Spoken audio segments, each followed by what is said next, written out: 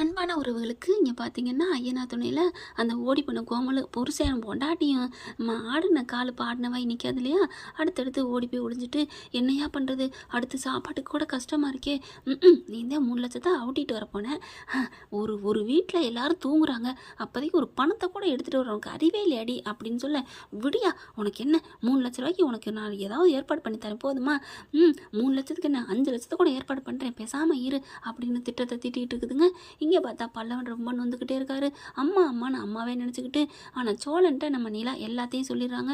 ஆனால் பரவாயில்லைங்க, என் தம்பி மனசு கெடக்கூடாதுன்னு நீங்கள் எவ்வளோ இதாக பார்த்து பார்த்து நடந்துக்கிறீங்க. ஆமாம் சோழா, என்ன பண்ணுறது, அம்மா இந்த மாதிரி திருடின்னு தெரிஞ்சால் எவ்வளோ கஷ்டப்படுவான் அப்படிங்கிறாங்க.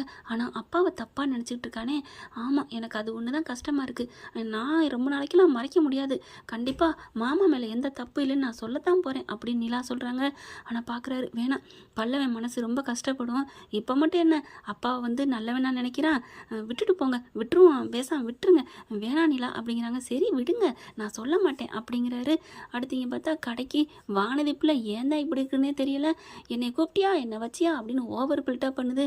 உண்மையிலே பாண்டியன் வந்து வானதியை ஏற்றுக்கிறது நல்லதா கெட்டதா அப்படின்னு கமெண்ட்ஸில் சொல்லுங்கள் ஃப்ரெண்ட்ஸ். எனக்கு என்னமோ இது ரெண்டுமே கொஞ்சமாவது இவராவது இறக்கப்பட்டு இறங்கி வரணும். இவரும் மேலே நிற்கிறாரு, இந்த பிள்ளையும் துடுக்குத்தனமாக எதுக்கெடுத்தாலும் கோவிச்சுக்கிறது. அதனால் 2 பேரும் சேர்ந்தா ஒன்று வயலுக்கு இழுக்குது, ஒன்று மேட்டுக்கு இழுக்குதுன்னு சொல்லுவாங்க இல்லையா, அதே மாதிரி தான் ஆகும். பயங்கரமாக கோச்சிட்டு போயிடுது. இவரும் பாவம் வானதியை கூப்பிட்டே வராரு. ஆனால் அந்த பிள்ளை நிற்காம போகுதா, அதுக்கப்புறம் வருது போகுது, ரொம்பவே பண்ணுது. நிலா ரொம்பவே பாவப்பட்டுக்கிறாங்க. ஐயோ பாவம் அப்படின்னு சொல்லிட்டு பாண்டியன் பாடு திண்டாட்டம் அப்படிங்கிற மாதிரி. அடுத்து இவங்க என்ன பண்ணுறாங்க, எல்லாம் ஃபங்க்ஷன்லாம் முடிஞ்சு போயிட்டுருக்காங்க. காலேஜ் கூட எல்லாம் லீவ் போட்டுறாங்க அண்ணனோட கடைக்காண்டி. அதுக்கப்புறம் என்ன பல்லவா, நம்ம கோயிலுக்கு போயிட்டு போவோமா அப்படிங்கிறாங்க. சரிங்க அண்ணி அப்படிங்கிறாங்க. அப்படியே மனசு ஒரு மாதிரியாக இருக்குதா, அதனால நம்ம போயிட்டே போவோம் அப்படின்னு கோயிலுக்கு போயிட்டுருக்காங்க. பேசிக்கிட்டே நடந்தே போயிட்டுருக்குறாங்க. கரெக்டாக பார்த்தீங்கன்னா கோயிலுக்கு சாமி கும்பிட்றாங்க. கும்பிட்டுட்டு பல்லவனுக்கு எல்லாம் ஏதோ ஒன்று நல்லது நடக்கணும், அவன் மனசு கொஞ்சம் கஷ்டப்படாமல் பார்த்துக்கோ அப்படின்னு கடவுள்கிட்ட வேண்டிட்டு திரும்பி வராங்க. அந்த இடத்துல நின்றுக்கிட்டு அப்படியே கொஞ்சம் கதை பேசிக்கிட்டு இருக்காங்க. அங்கே பார்த்தா சாமி கும்பிட்டு இறங்கி போகிறாங்க, நடந்து போகிறாங்க, கொஞ்சம் வண்டியிலையும் போகிறாங்க இல்லையா. ஒரு புருஷன் பொண்டாட்டி போயிட்டுருக்காங்க. கரெக்டாக பார்த்தீங்கன்னா நல்லா கொஞ்சம் வசதியானவங்க தான். அங்கே பார்த்தீங்கன்னா எப்படியாவது கோயிலுக்கு வருவாங்க பணக்காரங்கன்ட்டு அந்த கோமலும் அவங்க புருஷனும் கோயிலுக்கு வரவங்கள செயினை பறிக்கணும் அப்படிங்கிறக்காண்டி கரெக்டாக பக்கத்தில் நின்றுட்டுருக்கு. அந்த பொம்பளைகிட்ட போயிட்டு அந்த அம்மா இருக்காங்க இல்லையா, கோயிலுக்கு வந்துட்டு போகிறவங்ககிட்ட போய் இந்த அட்ரஸ் எங்கே இருக்குன்னு சொல்ல முடியுமா அப்படின்னு கேட்குறாங்க. அட்ரஸா அப்படிங்கல, எனக்கு தெரியலையே, நாங்கள் அடுத்த ஏரியா, இது எங்களுக்கு தெரியாது அப்படிங்கிற மாதிரி சொல்ல, அவர் என்ன பண்ணுறாரு, காருக்குள்ள ஏறி உட்காந்துட்டு வாமா சீக்கிரம், இல்லைங்க இவங்க அட்ரஸ் கேட்டாங்க அப்படிங்கல. கரெக்டாக கோமல் நிற்கிது. கோமல் புருஷங்காரன் வண்டியில் வாரான். வண்டியில் வந்து அப்படின்னு சொல்ல, கரெக்டாக அந்த பொம்பளை விட்டு செயினை அப்படியே பட்டார்னு அறுத்துட்டு வண்டியில் ஏறி உட்காருதுங்க. ஐயோ செயினுன்னு கத்துறாங்க. இவன் வண்டியை ஸ்டார்ட் பண்ணுறான், மக்கர் பண்ணுது. கரெக்டாக நிலா பார்த்துருது. பார்த்த கேடு, டேய் பல்லவா உங்கள் அம்மா மாதிரி இருக்குடா, ஒரே சவுண்டாக இருக்குன்னு 2 பேரும் எழுந்துச்சு ஓடி வராங்க. அப்படியே தரன்னு கழுத்தோடு இழுக்க ஓடி போய் பயங்கரமாக செம்ம ஸ்பீடில் போய் பிடிச்சிடுறாங்க. பிடிச்ச கேட இவனு வண்டியை ஆட்டி ஆட்டி எடுக்க முடியாமல் தவிக்கிறானா அந்த புருஷங்காரன். அடுத்து பார்த்தா இறுக்கிய பிடிச்சிடுறாங்க.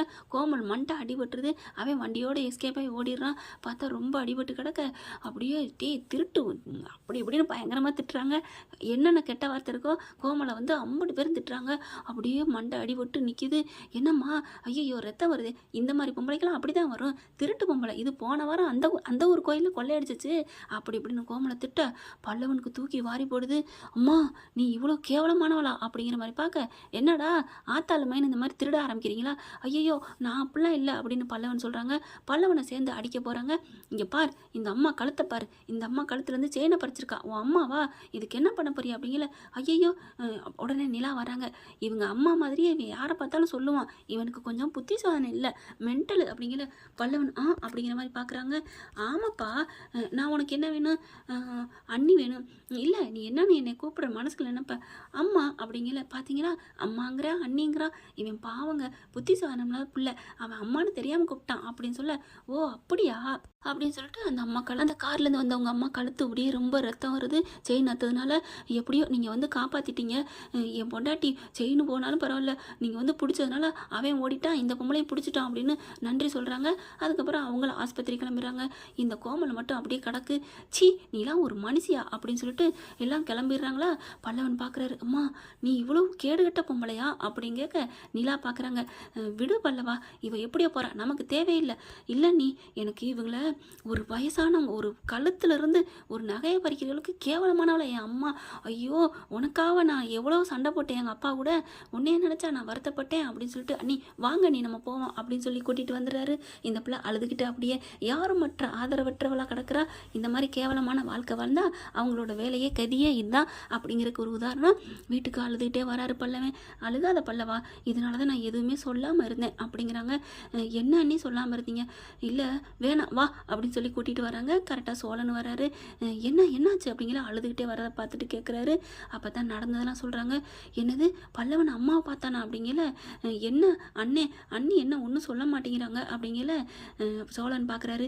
இல்லைடா சொன்னால் நீ வருத்தப்படுவடா, நான் வருத்தப்பட்டாலும் பரவாயில்ல, கொஞ்ச நாள் வருத்தப்பட்டுட்டு நான் தெளிவாயிருவேன். ஆனால் உண்மையை சொல்லுங்கள், அம்மாவுக்கும் அப்பாவுக்கும் என்ன சம்மந்தம், யார் மேலே தப்பு அப்படிங்கல. ரெண்டு பேருமே எல்லா உண்மையும் சொல்கிறாங்க. அப்பா பாவண்டா, உங்கள் அம்மா தான்டா திருடிடா அப்படின்னு சொல்ல அப்படியே ஒரு மாதிரி ஆகுது. அப்புறமா நிலா சொல்கிறாங்க, இன்னொன்று உனக்கு தெரியுமா, அவங்க நம்ம வீட்டுக்கு வந்ததே எப்படியாவது வேறு வழி இல்லாமல் தான் வந்திருக்காங்க. அவங்க புருஷன் ஓடி போனதுனாலையும் கடை இருக்கிறதுனாலையும். அதுக்கப்புறம் நம்ம வீட்டில் காசு 3 லட்சம் இருக்கிற பார்த்துட்டு எடுத்துகிட்டு பார்த்தாங்கடா, நான் பிடிச்சிட்டேன்டா அப்படின்னு நடந்ததை சொல்ல, அதுக்கப்புறம் தப்பிச்சு ஓடி பிடிக்க முடியாமல் போச்சுடா பல்லவா. அப்போ ஏன் அண்ணி எங்ககிட்ட சொல்லலை, நான் அப்பாவை திட்டிக்கிட்டே இருந்தேனே அப்படின்னு சொல்ல, ஏண்டா அம்மா திருடின்னு கேள்விப்பட்டா உனக்கு மனசு நொந்து போகாது, நீ கஷ்டப்படுவில்ல. என்னதான் இருந்தாலும் இப்போ எங்கள் அம்மா உங்கள் அண்ணனை என்னென்ன பண்ணாங்க, எனக்கு எவ்வளோ நோகடிச்சது மாதிரி இருந்துச்சு தெரியுமா, அது மாதிரி தானே உனக்கு வரும். தப்பே பண்ணாமல் அதாவது ஒரு ஆளை மனுஷனை கடத்தி போய் உயிரை போக்குற அளவுக்கு பண்ணாங்க. அப்படிங்கிறதுனால எங்கள் அம்மாவை நான் வெறுத்தேன். அதே மாதிரி தானே உங்கள் அம்மாவும் அப்படின்னு சொல்ல அப்படியே பல்லவனை அழுகிறாரு. ஐயோ எங்கள் அம்மா வந்து திருடியா, ஐயோயோ அப்படின்னு சொல்லி அழுகிறாங்க. அப்பா அப்படின்னு சொல்லி ஓடி போய் கட்டி பிடிக்கிறாரு. நீ ஏப்பா அம்மாவை கல்யாணம் பண்ண, நீ ஏப்பா அப்படி இப்படின்னு சொல்ல அப்படியே பார்க்குறாங்க. உங்களுக்கு தெரிஞ்சதெல்லாம் பாதி உண்மைடா, என்ன இருக்குது போங்க போங்க அப்படிங்கிறாங்க. என்னப்பா உண்மை சொல்லுப்பா. ஒன்றும் இல்லைடா, நீ போ, உங்கள் அம்மா பற்றி தெரிஞ்சுக்கிட்டில, உன் ஆத்தா அப்படித்தான், அன்னைக்கே உன்னை விட்டுட்டு ஓடினவதான்டா. நிலா பார்க்குறாங்க. என்ன பார்க்குற, ஏதாவது என்கிட்ட கேட்கணுமா, ஒன்றும் கேட்கணும் போப்போ அப்படிங்கிறாரு. ஏன் அங்கிள் நான் வந்தாலே விரட்டுறீங்க, நீ தான் ஸ்கூல் 1ஆம் கிளாஸ் படிக்கிற பிள்ளை மாதிரி கேள்வி மேலே கேள்வி கேட்டு தொலைச்சி எடுக்கிறியே, அதுதான் பயமாக இருக்கு உனக்கு, கேள்விக்கு பதில் சொல்லங்காட்டிலும் இப்போ அப்படின்னு சொல்ல, பா ஒரே வாழ்க்கையில் ஒரே தடவை பயப்பட்டுருக்கீங்க, அது நான் தானோ, என்கிட்ட தான் பயப்பட்டுருக்கீங்களா? ஆமாம்மா உண்மையை ஒத்துக்கிறேன், உங்கள்கிட்ட மட்டும்தான் இந்த நடேசன் பயப்படுறேன் போப்போ அப்படிங்கிறாங்க. அப்படியே வீட்டில் சேரன் சோழன் எல்லாரும், என்னப்பா உனக்கு அப்பா பயப்பட்டாரு, அப்பா யாருக்கும் பயப்பட்டு சரித்திரத்திலே இடம் இல்லை தெரியுமா அப்படின்னு சொல்லி எல்லாரும் சிரிச்சுக்கிறாங்க. ஆனால் பல்லவன் மட்டும் அழுகிறாரு, தேத்துறாங்க. எனக்கு எங்கள் அம்மா இப்படி போச்சு அப்படி போச்சுன்னு பார்த்தியா, நீ தேத்திக்கிறவேன்னு சொன்னதுனால தானே எல்லாம் உண்மையை சொன்னான் அப்படின்னு சோழன் நிலாவும் சொல்கிறாங்க. நிலாவையும் சோழனையும் சேரன் திட்டுறாரு. ஏப்பா அப்படிலாம் பண்ணீங்க, உங்களுக்கு கொஞ்சமாவது அறிவு இருக்கா, என் தம்பி மனசை நோக்கடிச்சிட்டீங்க அப்படின்னு கண்ணா அப்படின்னு திட்ட பல்லவன், அண்ணே விடுனே அப்படிங்கிறாங்க. பல்லவா பாத்தியா அண்ணன் எங்களை திட்டுறாரு, இதுக்கு தான் நான் உங்கள்கிட்ட சொல்ல மாட்டேன்னு சொன்னோம், நீ மனசு மாறிடுவ தேறிடுவேன்னு நினச்சி சொன்னேன், உண்மையை சொல்லிட்டா புரிஞ்சுக்கிட்டு இருப்பேன்னு, போடா ஓடுன அம்மாவோட இருக்கிற அப்பாவை நீ புரிஞ்சுக்கணும் தான் நாங்கள் சொன்னோம், இப்படி எங்களை அண்ணன் திட்டுறாரு, தினைக்கும் அண்ணன் திட்ட போகிறாரு, நீ இப்படி முகத்தை வச்சிருக்க நாங்கள் தான் திட்டு வாங்குவோம் அப்படின்னு நிலாவும் சோழன் சொல்ல, ஐயோ அண்ணே இனிமேல் நான் அழுக மாட்டேன். ஏன் கெட்டவளுக்காக, இல்லை கேடு கெட்டவளுக்காக நான் ஏன் அழுகணும், எனக்கு எங்கள் அப்பா எங்கள் அண்ணங்க என் அண்ணி இருக்கேல அப்படின்னு சொல்லிட்டு இப்போ எங்கடா போகிறேன், நான் காலேஜுக்கு நல்லபடியாக பரீட்சை எழுதிட்டு நல்லபடியாக நான் வரப்போகிறேன் அப்படின்னு சொல்லிட்டு நான் படிக்கணும் பரீட்சைக்கு அப்படின்னு போயிடுறாரா. அப்பாடா அப்படின்னு சந்தோஷப்பட சேரன் வராரு. என்னப்பா டீ தரவா, இந்த டீ எடுத்துக்கோ. டீ ஒன்று தான் குறைச்ச, இங்கே நல்லா சுட சுட காயத்தை ஏற்படுத்திட்டு மறுபடியும் வந்து காப்பியை ஊற்றுறாராம், காப்பியை அப்படின்னு சோழன் சொல்லிட்டு திரும்புகிறாரு. டே இந்த அண்ணன் எனக்காவது கோச்சு நீ பார்த்துருக்கியா அப்படிங்கல. நிலா பார்க்குறாங்க. ஆமாண்ணா நீங்கள் கோச்சு நாங்கள் பார்த்ததே இல்லை, இப்போ ஏன்னா எங்கள் மேலே திட்டு நீங்கள் எரிஞ்சு விழுந்தீங்க அப்படிங்கல.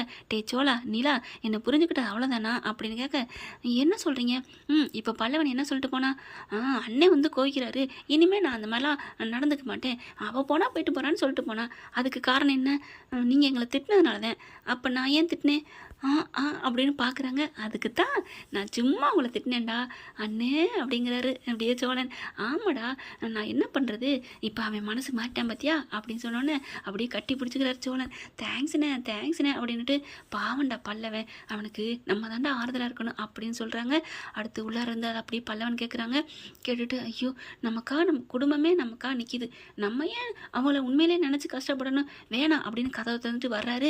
ஐயோ பல்லவன் எல்லாத்தையும் கேட்டானா அப்படின்னு எல்லாரும் 3 பேர் அதிர்ச்சியில் திரும்ப, எல்லாத்தையும் கேட்டேன் தான், ஆனால் நீங்கள் பயப்பட வேண்டிய அவசியமே இல்லை. கேட்டுட்டு மறுபடியும் மனசு நல்லா திருந்திட்டேன்.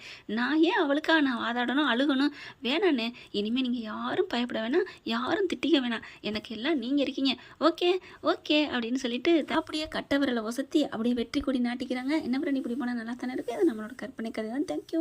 இந்த வீடியோ உங்களுக்கு பிடிச்சிருந்தா தயவு செய்து லைக் பண்ணுங்க. இன்னும் அப்டேட்ஸ்க்காக சேனலை சப்ஸ்கிரைப் பண்ண மறக்காதீங்க. நம்ம கிட்ட இருக்க எல்லா சேனல்ஸோட லேட்டஸ்ட் வீடியோ அப்டேட்ஸ்க்காக மேல ரைட் சைடுல காட்டுற லிங்கை கிளிக் பண்ணி வாட்ஸ்அப் குரூப்ல ஜாயின் பண்ணுங்க. உங்களிடம் விடைபெறுவது நான் உங்கள் மெஹர்.